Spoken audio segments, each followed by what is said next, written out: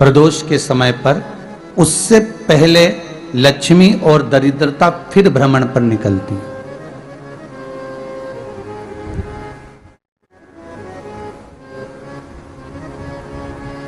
शिव भ्रमण कर कर जब वापिस आ जाते हैं, हिंदू धर्म में पीपल के वृक्ष की जो गणना वराह पुराण में करी गई है, 4 बजे से 7 बजे तक शिव के भ्रमण का समय बताया है शाम को। तो 7 बजे से लेकर फिर रात्रि 9 बजे तक लक्ष्मी और दरिद्रता फिर भ्रमण पर जाती है। इनका एक समय निश्चित है महाराज। भ्रमण कर कर आ जाना। अब इस बीच में जब लक्ष्मी और दरिद्रता दोनों निकल कर जा रही हैं, तो दोनों एक भाव रख कर जाती हैं कि आज हमको कहां प्रवेश करना है।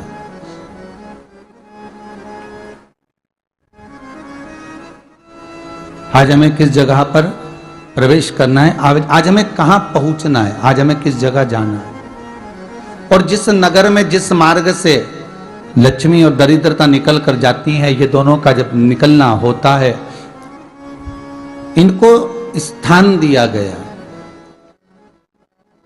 जहां पर स्वच्छता हो, घर के दरवाजे पर रंगोली डली हुई हो, द्वार पर जल छीटा गया हो। महाराज, उस द्वार पर लक्ष्मी प्रवेश करती है तो दरिद्रता भी जाने लगती है अंदर। जब दरिद्रता अंदर जाने लगती है तो लक्ष्मी उसको रोक देती है।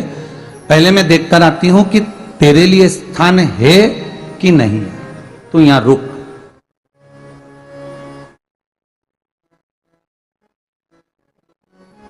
कुछ देर तक दरिद्रता बाहर खड़ी रहती है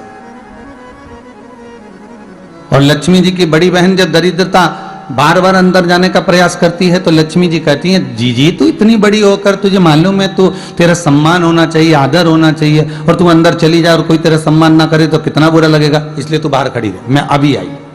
अंदर जाती है और जब लक्ष्मी जी भ्रमण कर लेती हैं, अंदर प्रवेश कर कर आती हैं और प्रवेश कर कर आती हैं तो दरिद्रता पूछती है चले अंदर। तो लक्ष्मी जी कहती हैं, तुझे मालूम नहीं है क्या जी कि जिस घर में मैं प्रवेश कर जाती हूं उस घर में फिर दरिद्रता नहीं जा सकती, क्योंकि ये तेरा वचन था, ये तेरा वचन था। अपन दोनों का जब मंगल विवाह हुआ था, मेरा विवाह जब नारायण के साथ में हुआ और तुम्हारा विवाह जब दुस्साह मुनि के साथ हुआ, दरिद्रता का विवाह दुस्साह मुनि के साथ हुआ। जब अपना दोनों का विवाह हुआ था तो अपन दोनों ने एक वादा करा था कि जिस घर में लक्ष्मी प्रवेश कर जाएगी उस दिन फिर दरिद्रता नहीं जाएगी, और जिस घर में दरिद्रता प्रवेश कर जाएगी उस घर में फिर लक्ष्मी नहीं जाएगी। अब जब मैं अंदर देख कर आ गई हूं तो तू अंदर नहीं जा सकती, अर्थात लक्ष्मी के चरण जिस घर में पड़ गए उस घर में फिर दरिद्रता प्रवेश नहीं कर रही। चलते चलते फिर दरिद्रता ने देखा और लक्ष्मी जी इसको लेकर गई और लक्ष्मी जी ने देखा कि इसके दरवाजे पर जल नहीं छीटा गया, इसके दरवाजे पर ना रंगोली डली है, इसका द्वार साफ नहीं हुआ है, इसके द्वार पर दीप नहीं है, इसके द्वार पर कलश नहीं है, इसके दरवाजे पर ढेर सारा कचरा पड़ा हुआ है, कोई स्वान कोई कुत्ता गंदगी भी कर कर चला गया है, कहीं बिल्ली ने गंदगी कर रखी है, कहीं जीवों ने कुछ गंदा गिरा रखा है।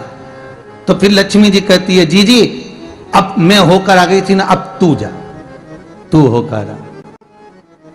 और दरिद्रता प्रवेश करती है। तो अंदर जाकर क्या देखती है दरिद्रता कि इतनी सवेरे से मैं घूमने इनके दरवाजे पर आई और ये तो सब चादर तान के चकाचक गुर्राटा भर भर कर सो रहे हैं। तो दरिद्रता कह देती है, तुम्हारा भाग्य ही बेकार है, तुम्हें क्या करूं, तुम ऐसे ही सोते रहो। और दरिद्रता गुस्से में बाहर निकल कर आती है, लक्ष्मी से कहती है, लक्ष्मी तू इसके घर में जाना ही मत ही। तो दरिद्रता को कहती है, जी तेरी बात नहीं मानूंगी क्या मैं? लक्ष्मी जी बोली, मैं तेरी बात नहीं मानूंगी, बिल्कुल नहीं जाऊंगी इसके घर में, तू चिंता मत कर, चल आगे चले। फिर आगे बढ़े। ये लक्ष्मी और दरिद्रता का प्रवेश है। आपके घर का द्वार आपके घर का दरवाजा। फिर निवेदन करूंगा एक बहुत सुंदर बात, हमें महाराष्ट्र से सीखना चाहिए, हमें साउथ से सीखना चाहिए, दक्षिण से। जिस समय पर भक्ति देवी यमुना जी के घाट पर रो रही थी अपने पुत्र ज्ञान और वैराग्य को गोदी में लेकर, समय देव ऋषि नारद ने प्रश्न किया था कि तुम कहां पर पोषित हुई हो, तुम्हें ऊर्जा कहां से प्राप्त हुई? तो कहा मैं गुजरात से तो चली हूं। और वहां से चलती चलती भक्ति देवी कहती है मैं बहुत दुखी होकर, बूढ़ी होकर, द्रवित होकर, बड़ी दुख में वहां से चलते चलते जब मैं महाराष्ट्र में पहुंची तो मैंने वहां जाकर देखा कि वहां पर लोग हर पल हर घड़ी ब्रह्म मुहूर्त में उठकर स्मरण करते हैं, नाम जाप करते हैं और दरवाजे पर जल छीट कर रंगोली डालते हैं। तो कह रही है कि वहां पर मैं थोड़ी अवस्थावान होने लगी, वहां मुझे अच्छा लगने लगा। फिर जब मैं और आगे पढ़ी, दक्षिण में जब पहुंची, वहां पर जाकर मैंने देखा कि सुबह से उठकर मंगलाचरण, मंगला स्तोत्र और वेदों की ध्वनि होने लगी। वहां पर मैं और आनंदित हो गई। हमें कुछ चीजें महाराष्ट्र से सीखना चाहिए कि वहां रहने वाले जो भगत हैं, वारकरी संप्रदाय के जो भक्त होते हैं, वैष्णव जो धर्म के भक्त होते हैं, उनका नियम है सवेरे के समय घर में पानी है कि नहीं है, पर जब भी वो घर का दरवाजे के बाहर थोड़ा ना थोड़ा पानी तो छींट ही देते हैं। और छींटने के बाद फिर वहां पर अपने यहाँ तो दिवाली पे रंगोली बनती है जी, और वहां पर रोज की रंगोली बन जाती है कि कभी हो सकता है परमात्मा राह भूल कर हमारे घर में प्रवेश कर जाए, इसलिए वहां प्रतिदिन की रंगोली, प्रतिदिन।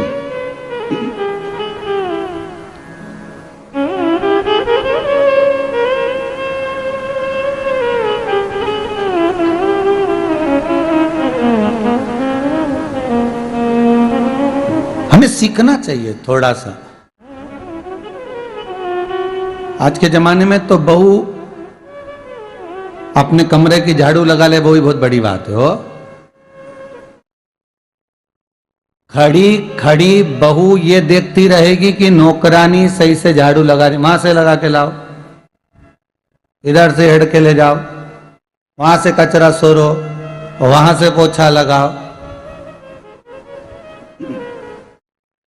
खड़ी रहेगी, उंगली से बताती रहेगी, पर इतना नहीं बनेगा कि सेविका से, नौकरानी से, दासी से कह दे कि तू मम्मी पापा के कमरे की लगा ले, मैं मेरे कमरे की लगा लूंगी, तू जा उधर। थोड़ा दया का भाव अगर होता तो उसके मन में भी आता कि मेरी बड़ी सेठानी तो अपनी जगह पर है, पर छोटी तो सेठानी की भी बड़ी सेठानी है जो मुझ पर करुणा करती रहती है।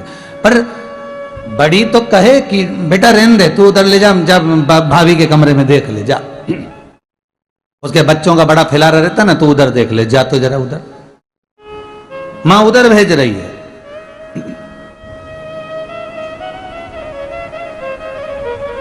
थोड़ा सेवा का भाव हमारे भीतर हो। और एक निवेदन तो हमेशा करा है और अब आज भी करता हूं, पूरे घर की सफाई करवाओ, पूरे घर में तुम पोछा झाड़ू जो चाहे करवाओ, मना नहीं है। पर एक निवेदन है, रसोई घर के अंदर बहू और बेटी ही जाकर भोजन बनाए तो अन्नपूर्णा सदा कृपा करती है महाराज। बहू और बेटी ही।